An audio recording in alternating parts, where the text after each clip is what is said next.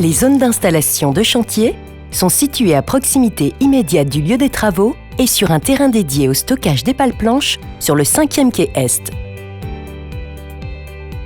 Des drains sont mis en place sur l'ensemble de la surface d'assises de la future digue, augmentée de 15 mètres, pour en assurer la consolidation.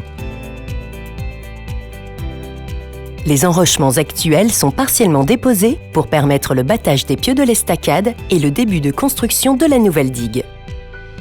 Un guide de battage est mis en place sur 2 chevêtres provisoires pour construire le premier gabion.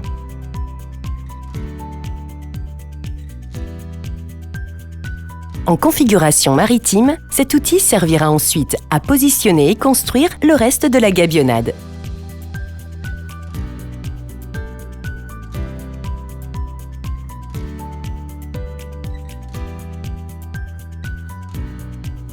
Depuis l'estacade, les pales planches sont vibrofoncées au refus jusqu'au toit du schiste et la même séquence est reproduite pour chaque gabion.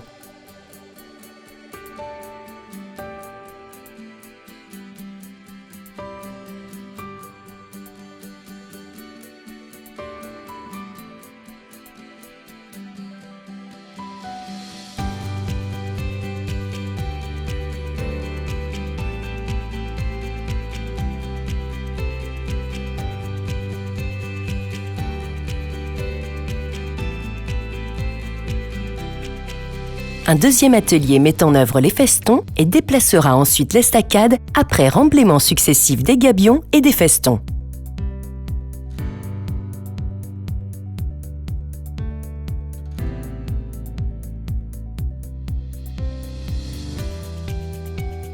La réalisation du noyau, du filtre et de la carapace de la digue côté mer est initiée dès le démontage de l'estacade depuis les gabions remblayés.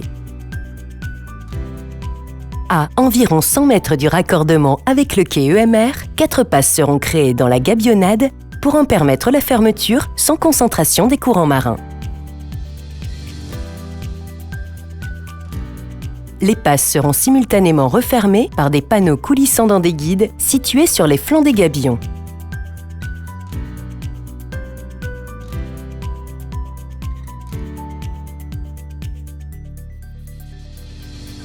Tous les éléments seront posés aux étals de basse et pleine mer pour profiter d'une courantologie favorable.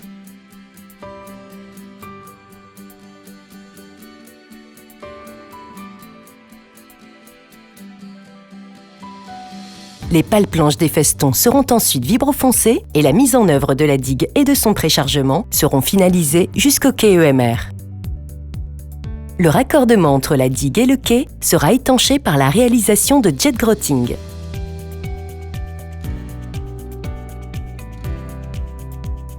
L'optimisation de la géométrie de la digue et sa verticalisation côté intérieur permettent de réduire l'apport de matériaux de 459 000 m3 et d'augmenter le volume de stockage du polder de 110 000 m3.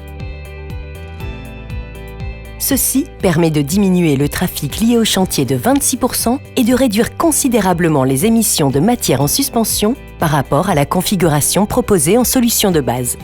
Les méthodologies de fermeture et de confinement de la digue permettent non seulement de maîtriser les enjeux environnementaux, mais aussi de sécuriser le planning de réalisation des travaux. En effet, le planning proposé par notre groupement intègre des marges sur les délais partiels d'au moins 3 semaines, ce qui bénéficie aux titulaires des autres lots et par conséquent à l'avancement de l'ensemble de votre projet.